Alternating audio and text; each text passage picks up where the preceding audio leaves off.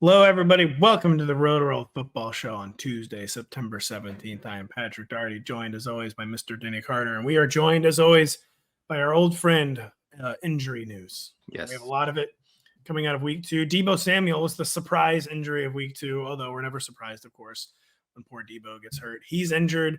Cooper Kupp is injured. Isiah Pacheco is injured. Bryce Young has been benched. We're going to break all that down. A lot of fallout from Monday Night Football. Kirk Cousins obviously back. Just like he was obviously done in week 1, Kirk Cousins is now obviously back. Yes. We'll talk about Bijan versus Allgeier, Drake London. So a lot of people assuaged panic levels in week 1. Yeah. Some people heightened the panic in week 2. Drake London, Kyle Pitts come to mind. How the Eagles, how they fared without Mr. A.J. Brown. We got Braelon Allen. Denny, people are stopping me on the street asking me about what's wrong with Bryce. I know. Can I add Braelon Allen? Do I spend 100% of my fab dollars on Braelon Allen? I'm like, probably not. Yeah, it happened to me at a stoplight the other day. A guy threw something at my window and said, hey, put it down. I got to ask you about Braelon. Wow. Weird. Garrett, Willson, slow start continuing. The Saints, quote-unquote, Death Star. I don't know who put that in the sheet. The Dolphins wide receivers without Tua Tagovailoa, Denny. So, the topic I told you we're riffing about before the show, just start riffing about that right now. Oh, man. That's pretty good. Well, I do have one. Lay it on me. Is it not fun to watch Nick Sirianni squirm after a devastating loss? Oof, man.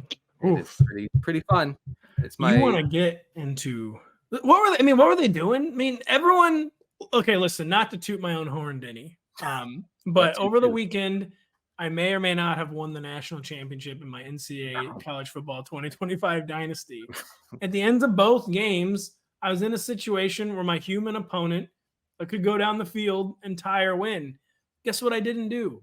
I didn't play prevent defense. I kept sending the blitz. And guess what they didn't do? Complete a single pass. And yet you're not Sorry, go ahead. You just can't let the quarterback stand back there. You're just begging for what happened to the Eagles to happen. Yeah, and yet the Eagles have not hired you as a defensive coordinator, which I think is curious. I mean they basically they were pretending to play to win with that scared little pass to Saquon in the flat. He was not going to pick it up, obviously, even if he caught the ball. Hold on, I think he was. No way. What? No. He catches that. He gets tackled. Open. No. So the whole thing is this. Here's what they're going for. We tried to convert it. What can we? The analytics said we should try, so we tried. But they didn't really try. If you really wanted to try, you would drop back and you throw the ball, not dump it off to your guy flying toward the sideline at breakneck speed. So they didn't really try to win. And then they got on defense and they said, well, now we're really not going to try to win. And they put their safeties 212 yards off line of scrimmage. I actually looked at next gen data actually says that. So what city was this game in? Oh yeah, the safeties were in New Jersey. Some were even in Delaware. Yeah, and right. You didn't hear that during the broadcast. I don't know why. I know. Listen, I think Joe and Troy do a great job. I would have liked to hear that this free safety was in Delaware, though. I mean, they were pretty far back, and they were jamming up the middle of the field the whole game. And Kirk Cousins was in hell, and then Kirk Cousins was not in hell because they stopped sending blitzers and they played their safeties all the way back. So congratulations to the Falcons for temporarily saving their season. Good luck to Nick Sirianni the rest of the way. I saw some really niche cope last night after this game. So Dolphins fans, I love Dolphins fans. My literal best friend is a Dolphins fan. They take things very personally. Sure. They every NFL fan base, the Dolphins take things on a much more personal level than the average fan base, I would say. And after the game, there was a tweet. Like, guess what? Dolphins would have been hosting a playoff game instead of being in the frozen tundra. Vic Fangio had dialed up one single blitz against the Titans. It was like week 17 or 18 last year. Like they hadn't forgotten, and they remembered Vic. It didn't work then. It didn't work now. No. And we hope you're happy. I have one final thought on Vic Fangio and the Dolphins and the Eagles, but okay. Also, real quick. It's weird that Big Dom lurks in the background of every Nick Sirianni interview. Like a literal henchman. There. He is. He's old school. He's a henchman. I don't like that. I don't particularly like Nick Sirianni anyway, but that makes me really... that hasn't been coming through in the first 5 minutes of this podcast. I know, but I mean, when you have Sopranos-esque henchmen behind you at all times, makes me like you even less. I don't know, man. We might need to bring henchmen back. We need more henchmen again. No, I think have gotten too stale. Everything's so polished and sanitized. We need henchmen. We need henchmen back. Oh, Big Dom. I'll say this about the Eagles: it's a serious organization. Big Dom's at the head of it. Serious organization. I'm showing up to the FSGA or the Expo next year with my henchman, Denny Bigger Dom. I'm gonna be with Bigger. I don't know if you can find a Bigger Dom.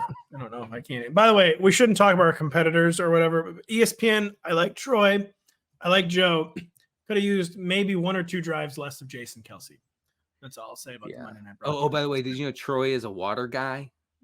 Troy's a water guy? Yeah, Troy's a water guy. He's drinking 8-10 gallons a day. Yeah, optimization, bro. I would have assumed Troy, the last water I had, Joe, was in 1998. It's only because I was trying to get hydrated after getting knocked out. No, and oh, wow. No, he's a water bro. It's just everywhere now. Destabling that Troy Aikman is a water guy. Yeah. Destabling for a lot of fantasy teams. Denny, that Deebo Samuel is now injured. Like I said, when you draft Deebo Samuel, you kind of come to expect a few missed games per season. It's thankfully not an overly serious injury, but it's going to be multi-weeks. Deebo is not really that famous either for coming back earlier than expected. He usually hits his timelines. So Deebo's out. Christian McCaffrey's out at least 3 more games. You were liking, so we don't like the Christian McCaffrey injury. You were liking it for the people downstream of Christian, though. We're finally going to get regular targets for all these guys. Now Deebo's out. What does it mean? Just more and more targets for George Kittle and Brandon Ayuk? Or is this now like Juwan Jennings season, Kyle Juszczyk season? What are we getting with Deebo joining Christian McCaffrey on the shelf? Well, I think it means probably more Jordan Mason, amazingly, because, Deebo was taking some of that backfield opportunity from Mason. So what I mean is that more Jordan Mason in the passing game. So, I mean, Jordan Mason shapes up as obviously a league winner by any standard. For 3 weeks. Well, oh yeah, sure. I'm sure CMC will be back this season. I'm sure that. Come on, man. Save that for the group text. Any texting Pat and Kyle. CMC, obviously. I mean, they're saving them for the playoffs. They'll make the playoffs. Let's have them. So good luck to everyone. All the CMC drafters. No, this is great for George Kittle. I mean, this makes Kittle like an 8 to 10 target type of guy every single week, and we know how efficient he is in every category. If you drafted George Kittle with the thought that everybody else would get injured in this offense, congratulations, you've won. George Kittle is like easily top 3 option every single week going forward. Obviously, Ayuk also gets some of those targets that Deebo was seeing. And yeah, I mean, Juwan Jennings, they like him. He's out there. He blocks, he's starting, melees every single game. And so he's out there a lot too. Ricky Pearsall could come off injured reserve in 2 games, by the way, but Ricky's not going to play this year. Kyle Shanahan acts like he's building a nuclear bomb on offense. Ricky just hasn't been here long enough. He doesn't I'm a reporter in the crowd. Does he know how to catch the football? Kyle, presumably he does, since you used a first-round pick on him. Well, it's a lot more difficult than that. Are you sure it's a lot more difficult than running a route and then catching the ball? Yeah.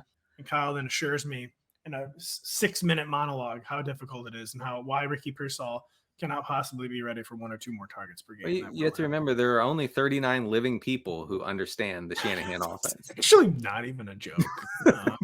Not even a joke. George Kittle, very live I would say, to be the number 1 overall tight end. But the problem is George Kittle is going to join everyone else soon and getting injured. Really, really hoping that's not the case. A guy who plays so hard, like a guy who just exposes himself to danger. Sure. George Kittle really needs to stay healthy. Yeah, but I mean, you have something if you have Kittle. That's what I'd say. You have something. You have George Kittle. You have something if you have Marcus Robinson. No, Denny. Cooper Kupp now joining Puka Nacua on the shelf. It's 2022 all over again for the Rams. Everyone is injured. The line is not blocking a soul. The defense is horrendous. Matthew Stafford's soon going to have 3 to 4 different individual unique injuries. Yeah. What is the fallout for the latest superstar injury for the Rams? Is anyone playable beyond Demarcus Robinson, who's not even oversell Demarcus Robinson, a wide receiver 4 at best, I would say, at least to begin? What is the fallout? Colby Parkinson, for instance, really hurt me in week 2. Yeah. What can we tell the folks about this skill core? Right. I mean, yeah, Colby Parkinson targeted twice on 25 routes against Arizona. At 80. Spitting, being triggered anew 80. by the lack of Colby Parkinson targets. Sounds like a good name for a podcast. Triggered anew. Our weekly look at stats. Colby Parkinson, not part of it, I guess. Very strange situation there. You have Demarcus Robinson last week leading the Rams in routes with only 3 targets. Interestingly, your guy Tutu Atwell only ran 10 pass routes, Pat, against the Cardinals, but saw 4 targets. So I think Tutu is worth a little look on the old wire. Tutu is the role player's role player. Like, he's got one job and he's out there. Like, Tutu can't block, of course. Tutu can't do anything other than run like super fast, maybe take a screen. So if he's playing snaps, he's generally going to get targeted. It looks like Jordan Whittington, who the guy they're acting like was the next Puka, who hasn't done anything whatsoever through 2 weeks. Relax. I mean, he only ran 13 routes. They were almost all from the slot. He caught both of his targets for 22 yards.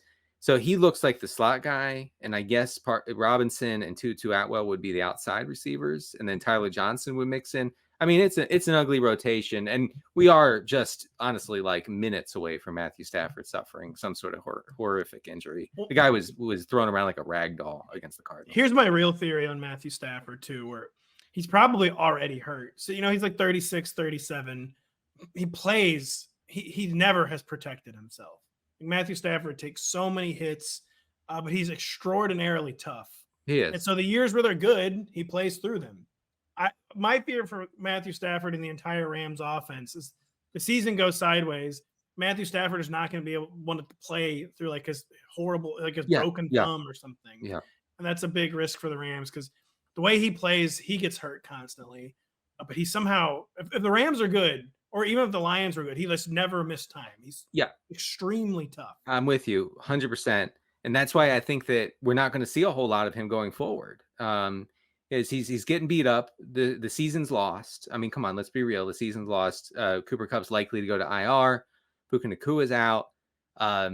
They have so many defensive injuries that they don't know how they're going to handle the injured reserve list because you're only allowed to have 8 guys on IR at one time, and they're hitting that limit, right?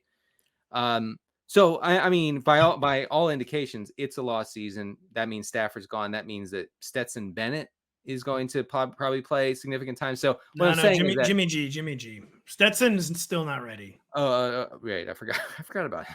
Everyone forgets about Jimmy G. I mean, let's be real. We talk about the archetype of the backup who's like, I got 2 jobs. One is to be the backup, and 2 is to get hurt. And I'm all out of being the backup. The second I play, I'm gonna get injured. Jimmy G is in that phase. I think I put him out of my mind because obviously he's gonna get hurt within one game. It's not funny, but he's just these guys after they turn the age of 30 and they don't start every week, they just become like made of glass. Yeah, well, and also he can't escape the pocket. He's just going to get brutalized behind that terrible line.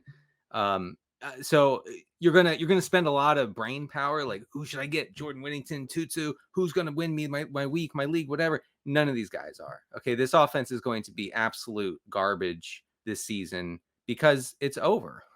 So even with the blocking deficiencies, I don't see any avenue other than greatly increasing the run game too. And Blake Corum, who's following a fairly typical rookie arc, week 1 can't get on the field, week 2 handle some garbage time, week 3 handle some change of pace. Like, how are they need to start running the ball like 30 to 35 times a game. I think that's a good point. Yeah, Blake, I don't know, the blocking maybe is just too bad to do that. But if Blake Corum was dropped, I would be interested in adding Blake Corum back to my bench. The problem, Pat, is that they will not be able to establish it like that because of their defense, right? So you can't establish it when you're down 3 scores in the second quarter. They could try to help their defense by playing the ultimate stall ball, keep away ball. I think that thought is probably entering Sean McVay's mind, but he just might not have the personnel to do it. The Chiefs really don't have the personnel to replace Isiah Pacheco, Denny, but they're going to try to do it with a fullback and a third down back, Carson Steele and Samaje Perine. Who do you prefer? so Isiah Pacheco's out 6 to 8 weeks. Do you prefer the undrafted fullback who fumbled in week 2, or do you prefer the very dusty third down back who still learning the offense but could barely get on the field the first 2 weeks? Kareem Hunt, has he been officially signed yet, by the way? No. Also in the mix, visiting Kansas City. At least let's just start with for week 2. Kareem Hunt signs this week. Have a hard time believing he'll be involved on Sunday. Let's just start for week 2. How do you think shaking out between Carson Steele and Samaje Perine? You mean week 3 coming up? Yeah, whatever. Yeah. Okay. Yeah. We're on to week 3, Pat. Week 3. Yeah, I mean, it depends. Look, Steele, it's Steele in like standard leagues for sure because he has the touchdown upside, I think, as a short yardage guy. Even in standard leagues, I don't know, man. I got to hold on a minute, playa. I got to stop you right there. I got to stop you the second you start talking, Bryce. I have a feeling it's going to be Samaje in every format, but sorry, I continue talking. Right. I mean, I think, PPR, when you're getting a bunch of scam points, I think Samaje makes sense in that format. But I mean, look, they're just going to split up the Pacheco role, and that's not fun. No. You're going to have a very specific kind of game script for one of these guys to get home for fantasy. I mean, yeah, if you had to ask me to choose one, I'm leaning Perine over the other guy, over Steele. And the alligator guy. Yeah, right. Good story. And the crowd loves when that guy has 3 yards. But yeah, Perine should be running most of the routes here, and that's what's important in a massively pass first offense. Week 6, I have no idea who they're playing, or even if they're not on bye or whatever. Who is scoring the most fantasy points for the Chiefs in week 6 when we've had 3 or 4 games just to shake out? Kareem Hunt, I mean, if he's on the team, Carson Steele, or Samaje Perine. Yeah, Perine's the only bet I honestly feel comfortable placing. I think Perine could pretty quickly consolidate even goal line carries, just to be honest. I mean, for some reason they stuck with Carson Steele even after the fumble before Pacheco was injured, but the fumble is going to loom a little large in Andy Reid's imagination, I would have to assume. And kind of why would you not feature Samaje Perine, like the extremely experienced veteran who has played like every role there is to play? Yes. Going back to his days at Oklahoma. This Carson Steele feels like a bit of a trap to me, but I could be horribly wrong though. Well, I mean, he's a between the 20s back at best. And, so there's just not much there for Carson Steele, where I feel like unless he gets the goal line carries, but even then it's just Mahomes. No. Yeah. Shovel passes to Travis KC Kelce. KC doesn't run the ball inside the 5 ever, so that we're talking about something like who's going to take the imaginary handoffs inside the 10-yard line for the Chiefs. It just doesn't happen. Really, I mean, they do love to feature their running back as a pass catcher inside the 10. So that's Perine. They did. So who got a handoff at the goal line last week was Travis Kelce. And let me look if he scored. And he didn't score. I don't understand. I don't even know what to do with him. I have him in. Yeah, Denny, washed or not, Travis Kelce, go. I mean, effort, I think, is lacking. A little bit. I don't know. I mean, look, he's in an FX show coming up, so I don't know how truly focused he is. The Chiefs are not plugged in all the way, no. And also, I just want to say I was right about Mahomes. He is a game manager. I was right this whole time. You tried to freak me out with the Xavier Worthy thing. And it didn't, and I should have stood my ground and said, no, he's a game manager. Hey, guess who caught a deep pass for a touchdown in week 2? Rashee Rice. Things are changing. Guess who has an A-dot south of Gardner Minshew? Doesn't matter. And by the way, explosive still when he does. By the way, the just real quick, the way to beat the 2 high safeties is to throw it over the top of the 2 high safeties. We've seen this with Justin Jefferson last week against the Niners. We saw it with Anthony Richardson in week 1. And we saw it with Rashid Shaheed. That was too high, and he beat him over the top. They should tell Xavier Worthy to run past the safeties. They should look very powerfully into just running past the safeties. The safeties are back there because they're slow. Folks. Right. That's why they're the safety. Just go past them and you win. Run right by them, please. Justin Jefferson's like, all right, I'm going to easily run by this guy. I mean, come on.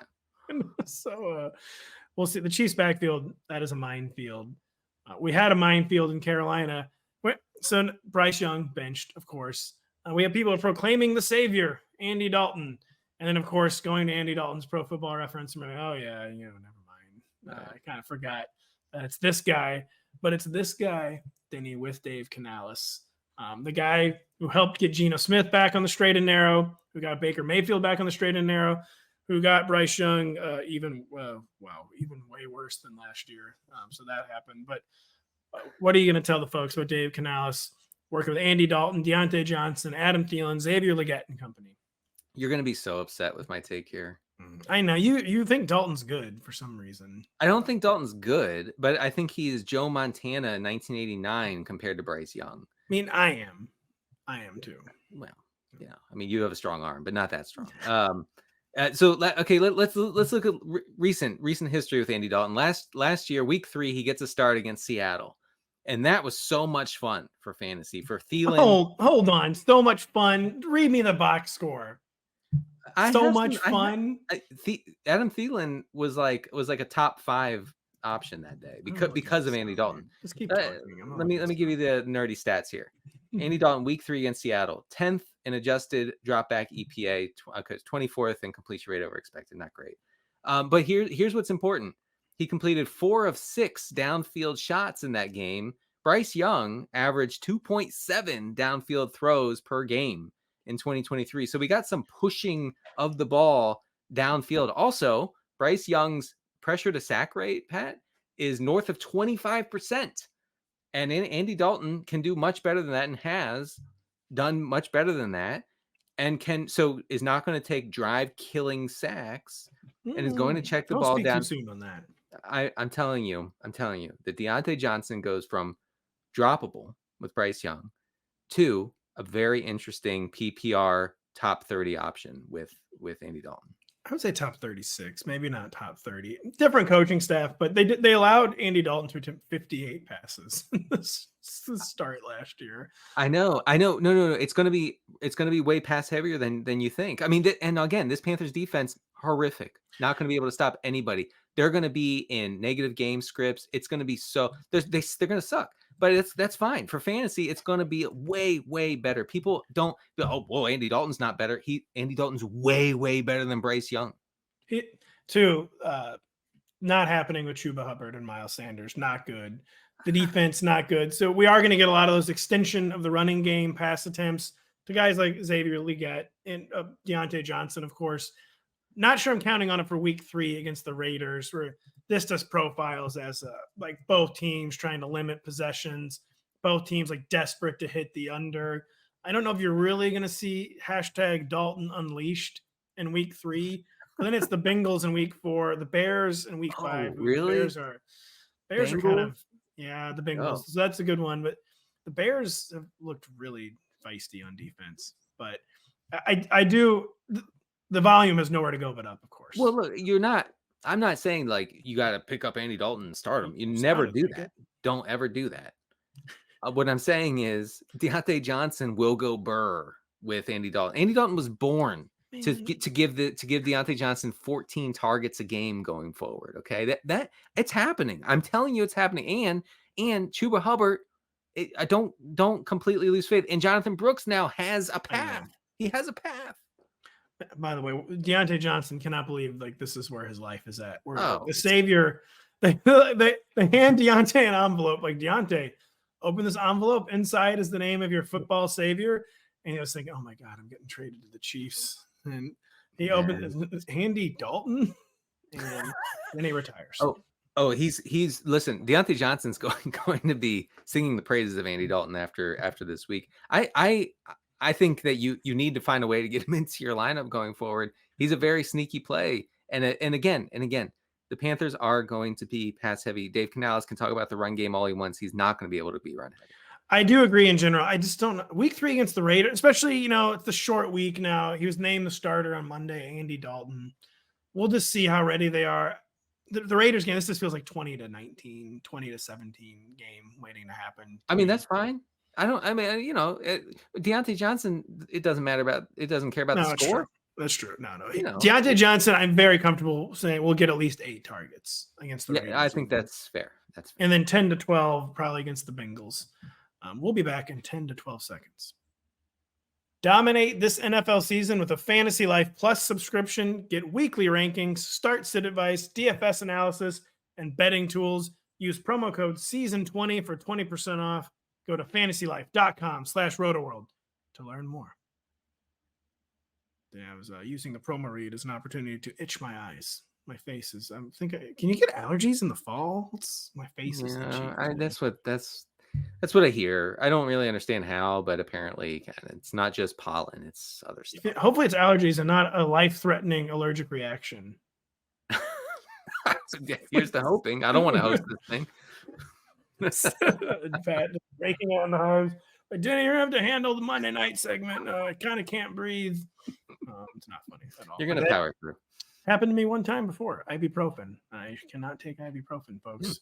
Have you ever? I'm ever complaining about a headache? Like, oh man, I shouldn't have had that third seltzer last night. Never give me an ibuprofen. I won't. Denny, never give Kirk Cousins an opportunity to win in prime time, because guess what? He's going to do it. For the first time ever, Kirk Cousins won a primetime game. He's now 1-36 all time on Monday Night Football. I have not fact checked that stat. There's no way to know. No way to know. There's plenty of ways to know that that Freudian slip, that Kirk Cousins is back. He was done. He was retiring. We were trying to force him. Like, listen, the Democratic Party was saying he's got to step down. Kirk has got to step down after week 1. Like, he's too old to be the quarterback of this team. Guess who's back in week 2? Michael Penix is ready to take over. Yes, but Kirk, he had never been more over. He'd never been more back in week 2. Well, sorry, what did you see from Kirk Cousins, Denny, who was better than week 1? Yeah. Didn't look too hot, really, for like the first 2 or 3 quarters, I would argue. We had some Twitter contrarians saying, actually, he's looking very good. I didn't see that. He finally, though, like, it seemed like comeback mode. Maybe it was like the final step of his rehab process, where like he just has to be instinctual. He's got to go as fast as possible. He's got to read and react. Maybe that finally awoke Andy Dalton. What did you see from Mr. Kirk Cousins? What did you see from Mr. Kirk Cousins on Monday Night Football against the Eagles? Wow. Yeah, Dalton on the brain. Yeah, I know. There's no difference between Dalton and Kirk Cousins. Oh, wow. Okay. It's good. It was good stuff. He was under center a little bit, not a lot, but at least they have confidence that he can backpedal. Well, I know it sounds funny, but I mean, it's something we didn't see in week 1 at all. His average depth of target went from 7 in week 1 to 8.2 in week 2. So that's good. Air yards per attempt, 6.3 in week 1, 8.3 in week 2. That's a big jump. I think the takeaway for the Falcons offense right now is that they are super run heavy, and that is not something that we expected. Falcons 5% under their expected drop back rate in week 1. They were 8% under in week 2. They are, I know I'm just listing off some stats here, but these are meaningful. They are 9% under their expected pass rate on first down. Okay. So first down is supposed to be pass heavy, especially when you have Kirk Cousins. Not so right now. Only 5 teams are run heavier than the Falcons right now. So the target volume is going to be limited here, and they're really going to, at least for now, center the offense on the running backs, I think. So they passed a little more in week 2 than they did week 1. Week 3, it is the Chiefs, Denny. I mean, the Chiefs, as you alluded to earlier, aren't exactly an offensive powerhouse right now, but you think that has to go a little more in the direction of the pass for week 3, a dome game against Patrick Mahomes. Right.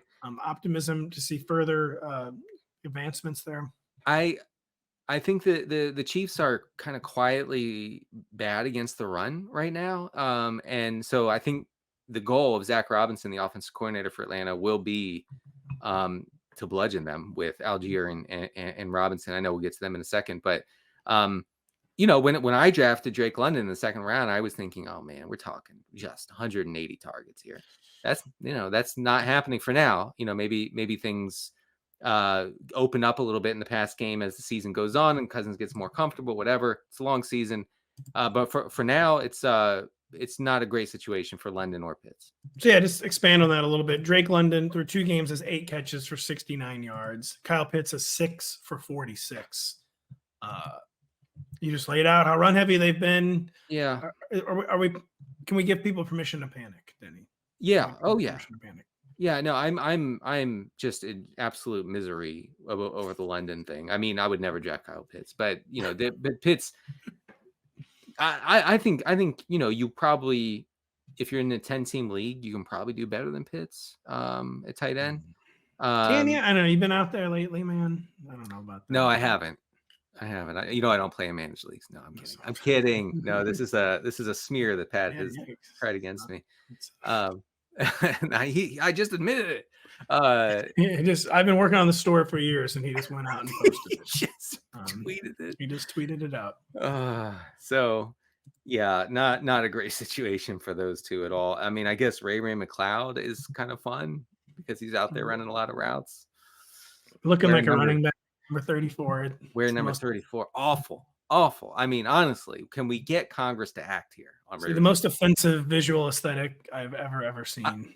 I mean, just hideous. It is. It's so bad. I seriously, when I look at my brain, is like, is this a running back? Like, I'm so confused.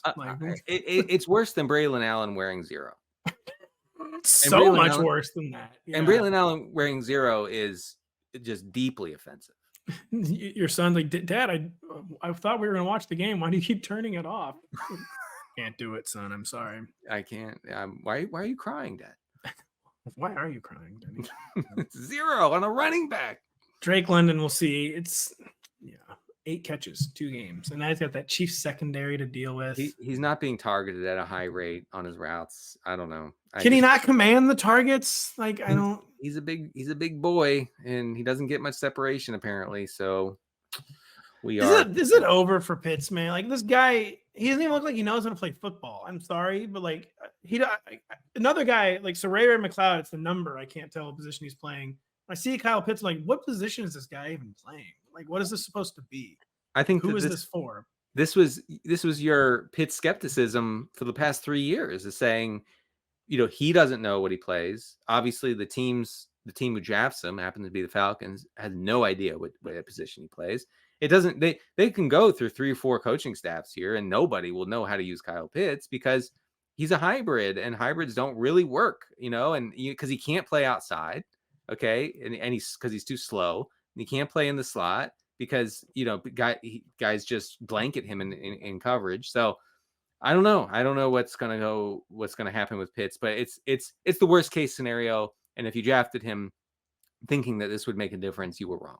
It's truly worst case too, because tight end is just so grim right now. So like, he doesn't even have that high of a bar to clear to be useful in fantasy. And he's still very much struggling to clear it. Bijan Robinson, has been one of the Falcons of misery for 2 years, but pretty good week 1 from a usage perspective. Week 2, I think he looked as good as he's ever looked. Like, he looked ready to dominate at the NFL level. Still only 14 carries, turned them into 97 yards, though. He was getting a lot of targets, and he dropped one in the first quarter, man, that might have been a 70-yard touchdown. My distance scoring league. My showdown lineups. May have yelled at the television. Right. Tyler Allgeier was more involved last night, but I don't know, just felt like breather back stuff to me for a team that was going ultra mega run heavy, like you said. Mm-hmm, what is the state of Bijan versus Tyler Allgeier?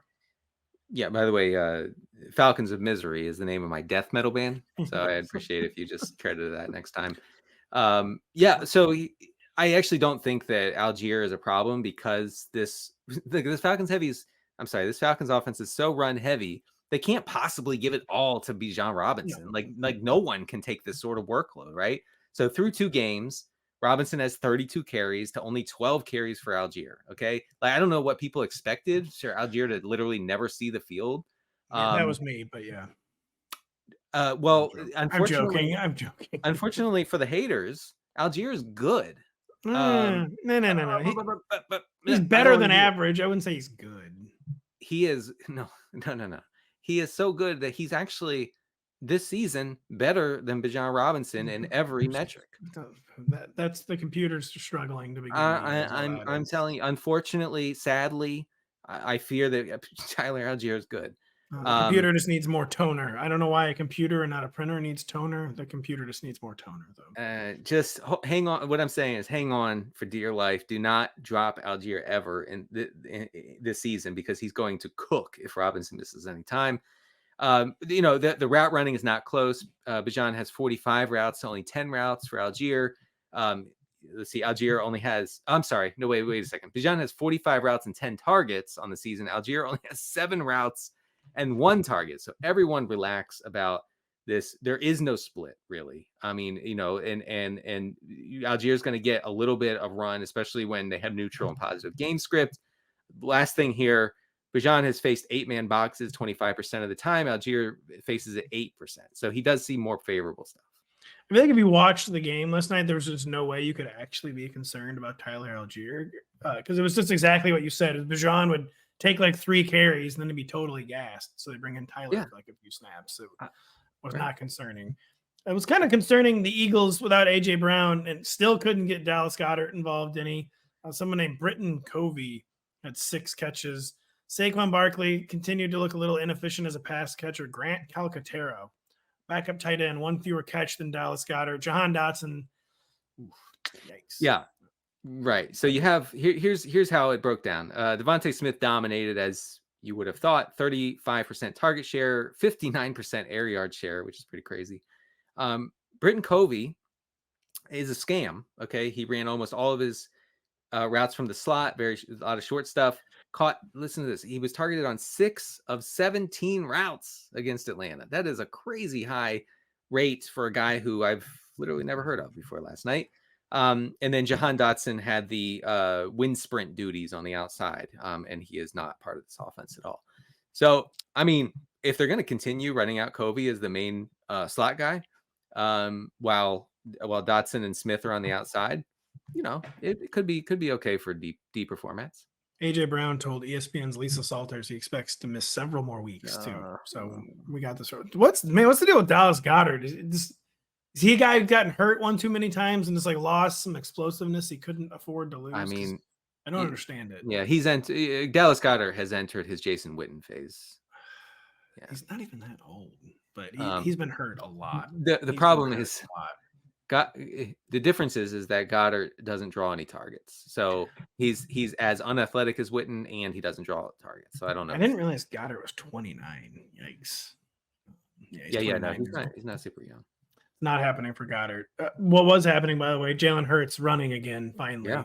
Our guy, Sam Sherman, tweeted earlier, said, Jalen's not running, it's over. And then he immediately started to run after Sam's tweet. Thank God. Good job, Sam. Thank you, Sam.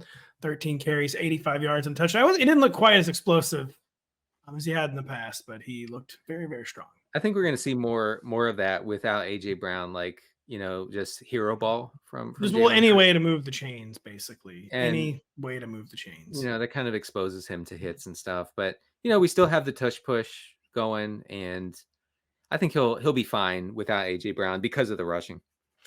Troy Aikman, by the way, said Bijan. Can we say Bijan again yet? Yeah, can we? I would love to say Bijan. Bijan is so unnatural.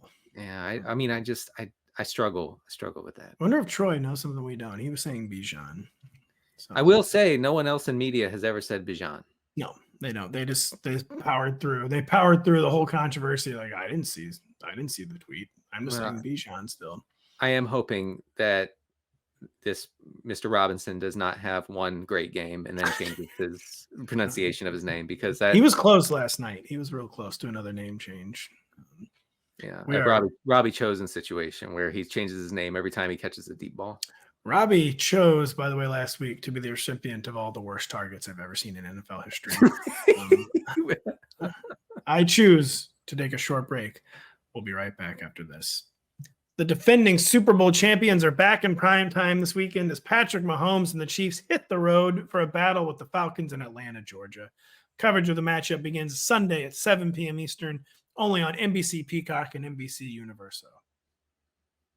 Really nice graphic we had there. That is a nice graphic. Really, really nice stuff. We need some of that. We need one of those for brains. Yeah. What are we going to talk Why can't we get the Mahomes Cousins treatment? Yeah, we need the Mahomes Cousins treatment. But brains, by the way, listen, I'm not saying we're responsible for Kyler Murray figuring out who Marvin Harrison Jr. is, but he knows who he is now. I think that Rotoworld is responsible for the Cardinals' offensive resurgence. We are. We as a site broke the the news of the quote where he said, Kyler says, "Not my job." Then we blasted it out via Galaxy Brains. And then now the Cardinals are looking pretty hot. So you're welcome, Jonathan Gannon. I will say Kyler, he's ever what's the word for Kyler Murray? He's so obstinate. He's so difficult. Whereas he's like, all right, you get 1 quarter, Rook. We'll see what you can do 1 quarter. And Marvin Harrison's like, all right, I easily scored 2 touchdowns. Can you keep throwing me the ball? And Kyler's like, no. Well, that was game script related. The first quarter, they were playing like a good team too. It's like, I don't know if it was quite clear how bad the Rams are. They throttled off after 1 quarter and never. I didn't even get targeted again. Marvin Harrison? I think he did. Yeah, no, he did. Actually, it was a target that could have been a touchdown, I believe. Right. But yeah, I mean, but you also have Trey McBride there, and McBride is just a target magnet. Kyler Murray. I'm reading a book about Ty Cobb. Kyler Murray is almost like an old school baseball player. So I'm not throwing a rookie. You serious? You freaking serious, man? Has he ever played football? We don't know. So the coach makes him throw to the rookie for 1 quarter, and he just easily moves the chains and scores touchdowns. But then Kyler's like, I can't do it. Goes against everything I was taught about ball. I'm not targeting him anymore. And they're just begging him to target him. Kyler, if you're listening, we're begging you to target Marvin Harrison more in week 2. Denny, Breece Hall managers are begging you to tell them that Braelon Allen is not a thing, that Breece Hall is still easily a top 3 running back. What is the lay of the land of this Jets backfield? It's not like Breece was uninvolved, or it's not like he was not productive either in week 2 against the Titans. But the rookie Braelon Allen heavily, heavily involved. Is it going to be a 2-back backfield? Is this part of this the Jets having no passing game weapons, so they have no choice but to involve 2 running backs? What do you think is going on with Breece Hall and Braelon Allen? Yeah, I think that the Jets finally got a little bit creative here, and because they don't really have much in this offense, they decided, hey, we're going to involve this Terminator running back we have in Braelon Allen. 14 carries for Breece Hall, 7 for Braelon Allen, so nothing there. Allen bested him in yards after contact per rush. So he was really efficient, is what I'm saying. And then you look at the pass game, and Breece Hall, although he had an amazing catch in the end zone, he doesn't exactly have that on lockdown. 21 routes for Breece Hall to 12 routes for Allen. Allen had 4 targets to 8 targets for Breece. So that's again, not nothing. I will say that the Jets, like every other NFL team this season, they are run heavy, 3% below their expected drop back rate through 2 weeks. So I could see, I could see a situation unfold where with the right game script that Braelon Allen and Breece Hall split 25 touches between them. So Braelon Allen, is it too early to say he has standalone value, or? And when I say split, I don't mean down the middle. 25 touches, say like 16 for Breece Hall and 9 for Allen, something like that. I'm being way too specific. Anyway, I do think that Allen is interesting if you're like struggling in a 12-team league with multiple flex spots, and you're down. Say you're down a bunch of injuries. You have the Deebos, you have Cooper Kupp, whatever. And you're just struggling to like look for any sort of path to upside. You could do a lot worse than putting Braelon Allen in there, especially when the Jets come into the week favored and are likely to run it a lot. There's kind of like the Rams too. They have such a lack of passing game weapons. Yeah. Like this, I hate to admit it, but they need to rev up the run game. Jets should be revving up the run game. I actually do hate to say that, and I don't think I've ever said that, but with Rodgers, probably a little bit of limitation as far as mobility goes. I'm really not trying to get on anybody's bad side. And then Garrett Willson being the only legitimate pass catching option as a receiver, I should say. Yeah, I think you're looking at a situation where they need to be establishing it, and Braelon Allen also happens to be really good. And that's why we picked him up, because he's going to see all of this work if Breece Hall misses any time. Well, Denny, it's curious that someone who has 10 catches for 117 scoreless yards, you called him a legitimate passing game option in Garrett Willson. Really slow start for Garrett Willson. No target competition on me. The Conk Daddy, just cut him, man. If you're going to do this to me, just seriously cut him. Like, cut the Conk Daddy. I don't mean fancy managers. I mean the Jets. You're not going to use someone. Sorry. You're not going to use someone this special. Cut him. Just cut him. Right? This special? Cut the Conk Daddy if you're not going to throw the ball to him. He needs to be out there. Someone could use this guy. I think Aaron Rodgers could use this guy. Yeah, there's no one. Xavier Gibson doesn't have a catch yet. So there are 2 Jets flyers I was in on, Tyler Conklin and Xavier. I think I should look up if Xavier Gibson's still on the team.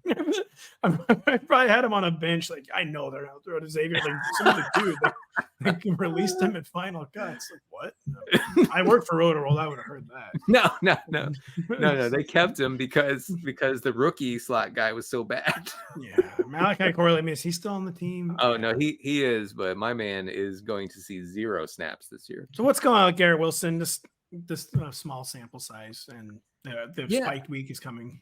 So he gets a lot of really awful bracket coverage against him because they know that, he's the only game in town, right? And I don't know if Garrett Willson profiles as a guy for whom it does not matter how the other team approaches. Like Justin Jefferson, it doesn't matter. And Justin, actually, that I didn't even think of this. Justin Jefferson said this last week. When they said, oh, well, the Niners, they shut down Garrett Willson, and Justin Jefferson, as politely as possible, said, what does Garrett Willson have to do with me? He still said it with glee. I wouldn't say he was trying to be necessarily. He said with all due respect. He was saying it with a tinge of malice. All right. I mean, he's a receiver. It makes sense. No, that's true. But I mean, let's relax on this Garrett Wilson thing. I know. I mean, what's the thing? Has he ever been good? Like, he's been very productive. Been good? He's been basically early career Amari Cooper. He's hovering around 1,000 yards. We blamed it on the quarterbacks, like, because we just thought like the second he got a real quarterback, he'd be like a 1,500-yard receiver basically. Through 2 games, I don't see it. That's interesting. Well, I don't. The offensive landscape in the NFL is so bleak that I don't know if anybody's gonna do that sort of thing this year. So I mean, it'll get better, I think, for him. But I do think the Jets have made it clear they've been very run heavy when they've had a lead. When they had a lead last week, I should say, and that's not great for Garrett Wilson. Denny, were they right all along? The people said, listen, man, if you want to have a successful passing game, you've got to be able to run to keep the defense honest. And for some reason, it took defenses 15 years to adjust to this. Like, it's annoying that the defenses have adjusted. It's also astounding that it took them to as long to adjust as it did. Like, yeah, you just needed to adjust. You could have easily stopped the pass this entire time. Like, well, hold on a minute. Let's try it for 3 more years. What we've been doing, 2018, like, I need 6 more years to see if this is going to work or not. Right. And then it never did. And the team just run the ball, man. So your contention is that teams need to run to set up the pass. Isn't that obvious at this point? No, that's backwards. No, it's not. Look, it's backwards. You need a pass to set up the run. Well, no, no. Ignore like the symbiotic relations there to set up. Basically, one way or another, like if the defense has no fear of you running, you will have trouble passing, or they'll camp the safeties out forever. They know you're not going to punish them with the run, blah blah blah. So yeah, I'm not trying to get in like the chicken egg. I know. Yeah, no, I understand. But the defenses don't mind being punished via the run because being punished via the run means 5 yards. It means 5 yards every time. Like, look at Bijan last night. Every time they gave him the ball, it was an automatic 7 yards because the Eagles' defense was built to stop the pass, and they can't even do that. The Eagles are fine with giving up 5 to 7 yards per snap. Are they fine? See here, Denny. Are they fine here losing the game? Yes, that's part of the process. But I think we are like the defense, at least the way they were built. For some reason, it's kept letting teams get away with this forever, and they're finally not letting them get away with it. I talked about this on my Friday stream, which you guys should check out on Fridays at noon. The Eagles in week 1 were quietly really bad against the rush, and I think will continue to be truly awful against the run. They were really bad just in general in week 1. They got bailed out by the worst field I've ever seen. Yeah, they got away with it so hard. Yeah, they got away with it really hard. Tell you who.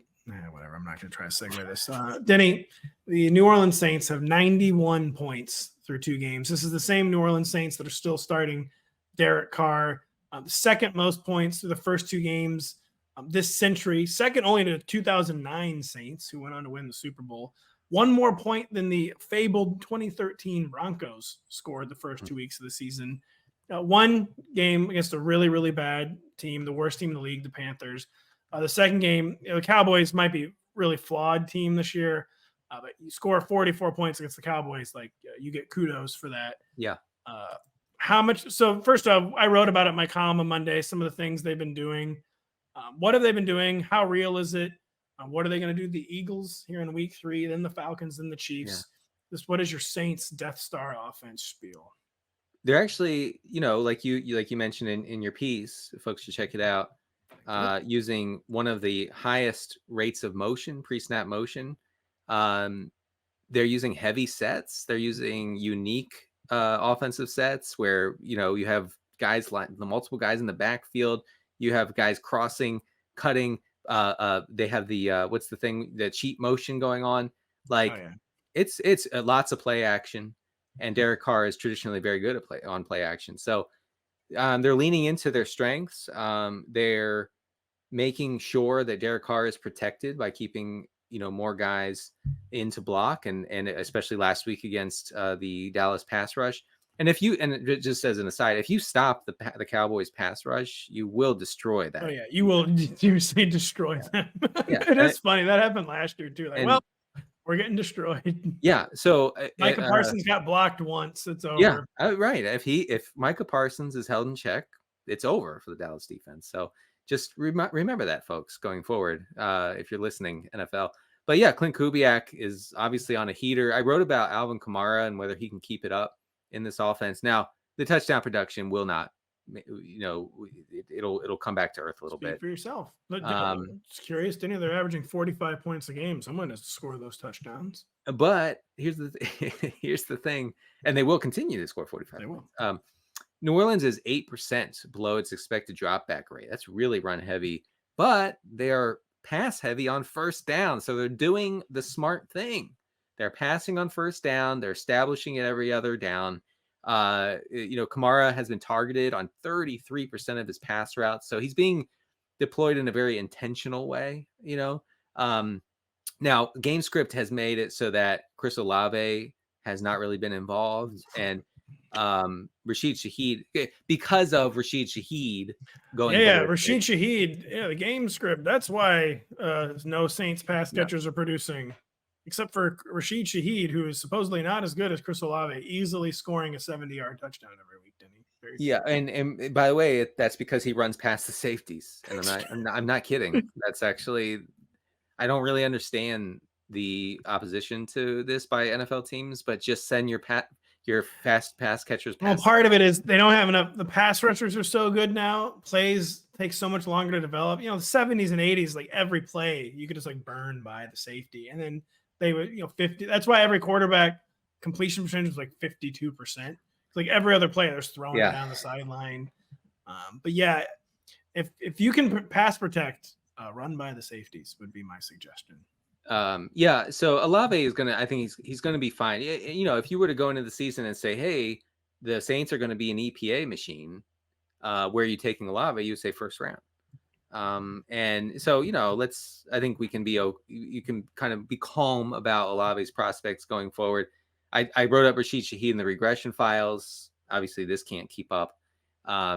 And it can't. Don't raise your eyebrows at me. Well, so what if he gets more targets? I mean, he's commanding targets, I would say. Not really. I mean, it's all downfield shot. He's a role player. Yeah. So, I mean, it is. I think it is a Death Star. I think that they're doing things that actually can keep up. And they're really perfectly designed for the modern NFL. It's really very simple what they did. Where they just got on every bandwagon. They fired the stale Sean Payton leftover Pete Carmichael, and they're just like basically just like got out a whiteboard and told like Clint Kubiak like write down the current offensive trend bandwagons and get us on them, which passing on first down, play action, motion, and quarterback rollouts. ESPN Seth Walder really distilled it in a tweet. They went from last in play action percentage to first. They went from like bottom 3 in designed quarterback rollouts, I believe, to first. They went from like bottom 5 or 6 in motion to I think 5th overall. Like where there's nothing even like fancy. I mean, it's fancy stuff, but like it's very transparent what they're doing. They just like what they looked around and said, what stuff is working? Right. We are going to do that. And maybe more teams should do that. And by the way, it's not an accident that Kamara is going nuts here. He's averaging 3.3 yards before contact per rush. Last year, that was 1.8. Okay, so that's an insane difference. Basically, what that stat means is that he has runway now, like to get going. Right, he doesn't have to spend all his time like dodging tacklers at the line of scrimmage. He gets going. It's a Jamal Charles type of stat. And so that it's not an accident. Kamara clearly can be the RB1 overall this year. Man, every time the Saints project, I feel like, man, finally, the Saints thing's finally ending, man. Like, I don't know how Mickey Loomis has gotten away with this for so long. This is like the third time they've gotten the whole project like back on the rails out of nowhere. Yeah, they're and you know what?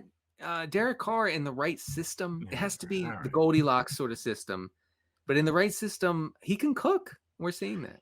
He is quite cooking. Are the Dolphins wide receivers, final topic of the show. Tua Tagovailoa, not on injury reserve yet as of this podcast, but we know he's out for week 3. We can say that with certainty for Tua. What's going on with the Dolphins wide receivers? Tyreek Hill, Jalen Waddle with Skylar Thompson. Oh, man. It's worse than you think, probably. Skylar Thompson back in 2022 when he played significant snaps with Tua out with the head injuries. Let me just tell you about his passing, right? So short area passing, 0 to 9 yards from the line of scrimmage, Pat. He completed 60% of those, 32 of 51, which is a really low rate for such short throws. The medium stuff was even worse, only 56% completion rate. 10 of 17 between 10 and 19 yards. His deep ball was actually like unspeakably bad.